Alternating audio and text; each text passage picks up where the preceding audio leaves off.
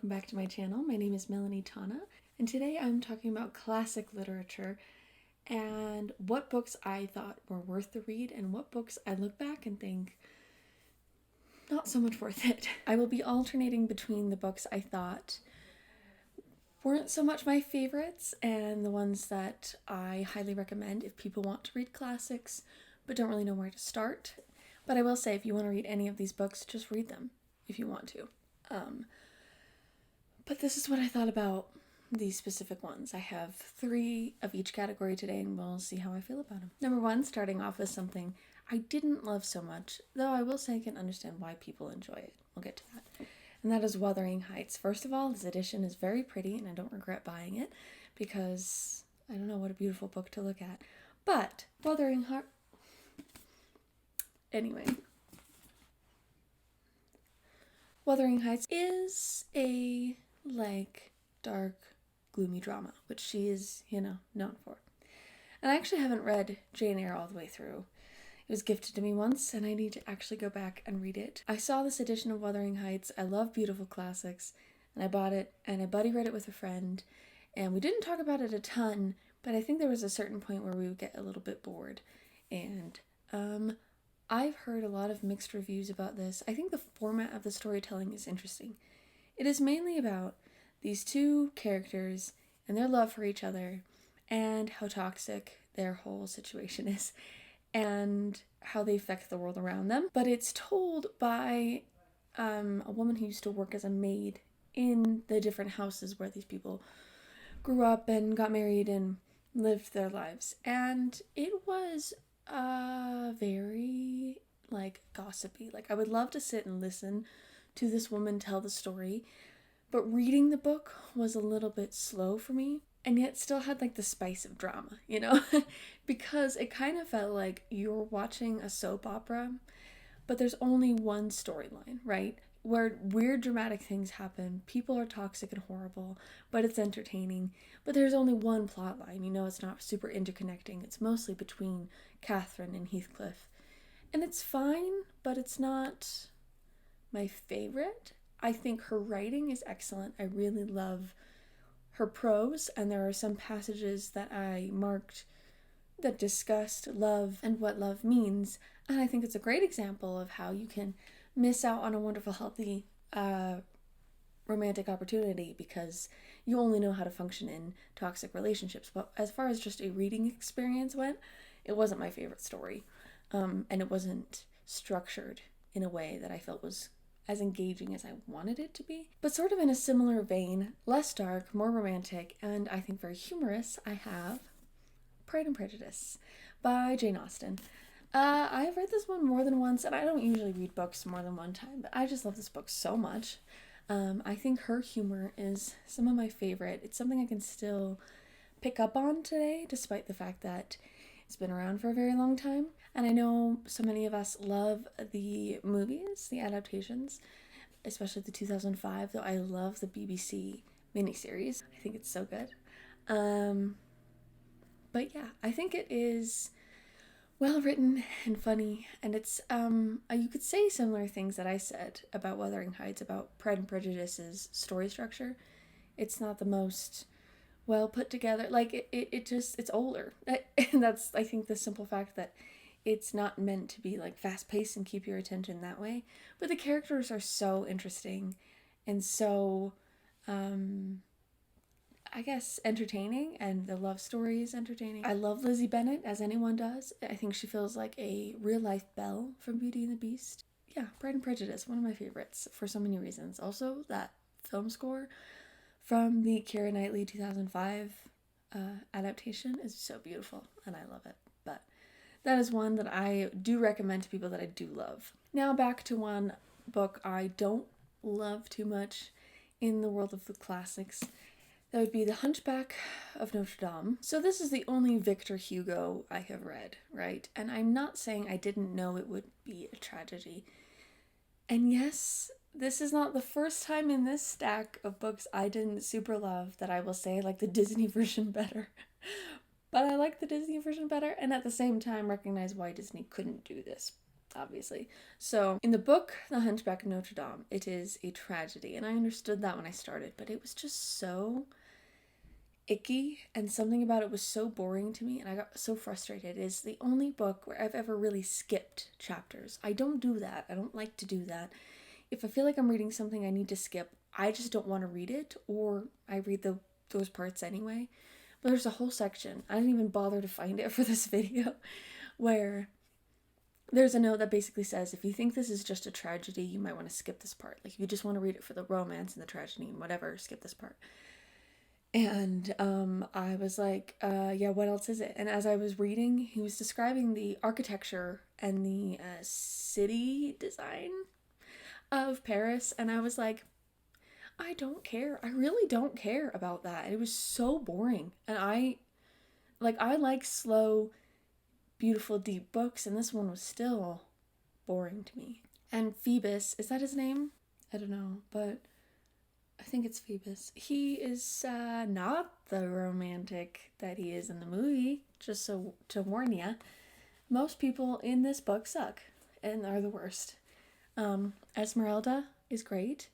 I don't honestly remember her as far as just like a well-written female character goes. I think she's probably teensy bit more damsel in distress in this book, but it doesn't matter. It just was boring to me, and then so sad that I just kind of didn't care about it. I feel a little bit bad about that, but it just wasn't for me, I think.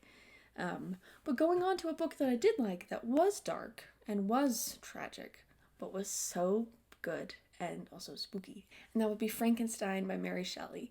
Now, okay, I really like this one. The more I think about it, the more I really liked it. I mean, it is considered the parent to science fiction. Mary Shelley invented science fiction just as Dr. Frankenstein stitched together his monster. This book made me realize, and I didn't know this before, I don't know why I didn't know this before, but Frankenstein, the story that we're told, we see the Frankenstein monster that like you color in elementary school with like the bolts in his head and stuff, like that is not what this book really was originally. Many perception, like the media has created him to be this mindless monster that's just like whoa and wanders around like that. But the depth to this character, to Frankenstein's monster, is that he is a tortured being who wishes he hadn't been created and really just wants a wife. And he's like, please, can you just make me a partner? And Dr. Frankenstein says no. And there's a lot that goes on. Frankenstein's monster in this book just wants to participate and to be cared about. He observes people interacting and living their normal lives, and he wants a part of that.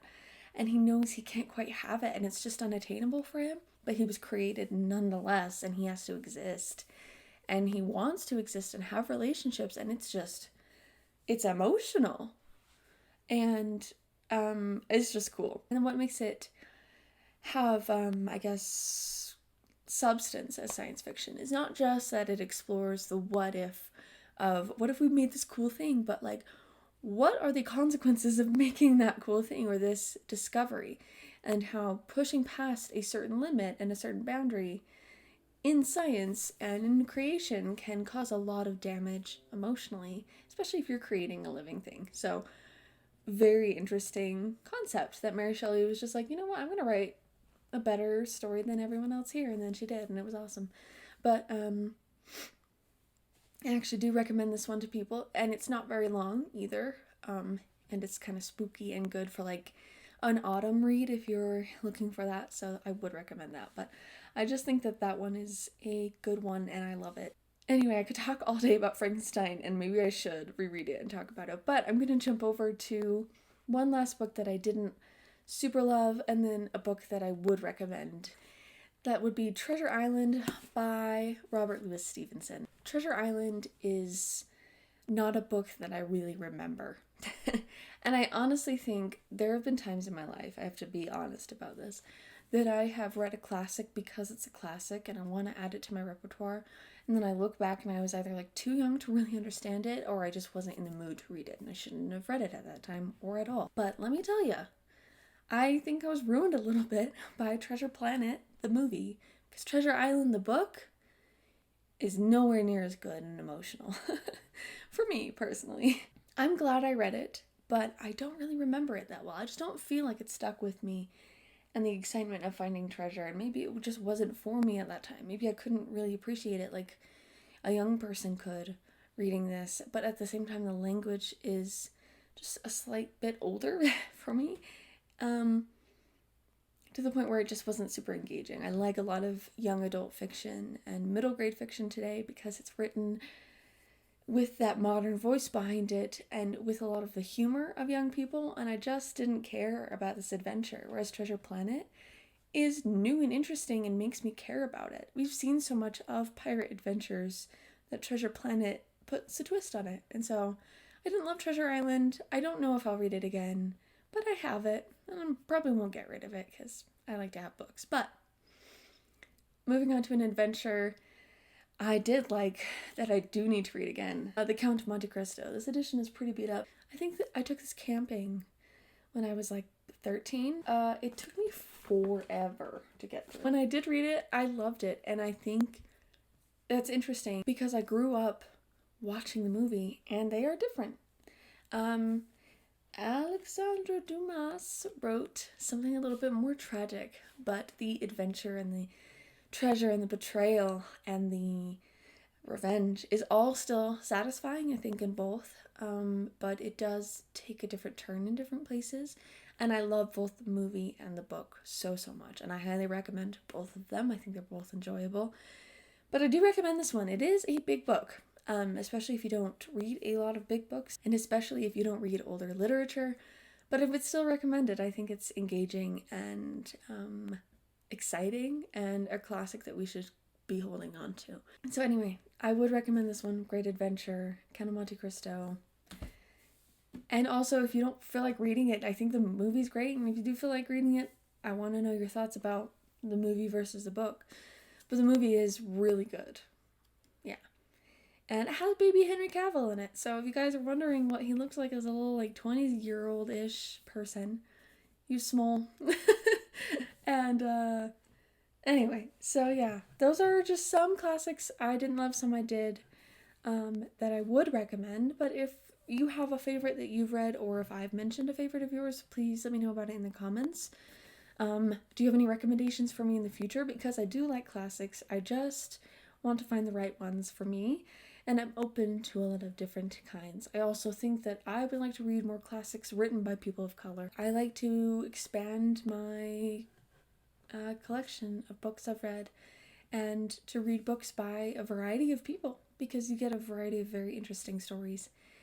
Anyway, those are the ones I would recommend, and I'd love to hear your thoughts down in the comments if you have any. Thank you so much for watching. I've appreciated your guys' support so far. I will be back soon with more videos, and I will see you next week. Bye.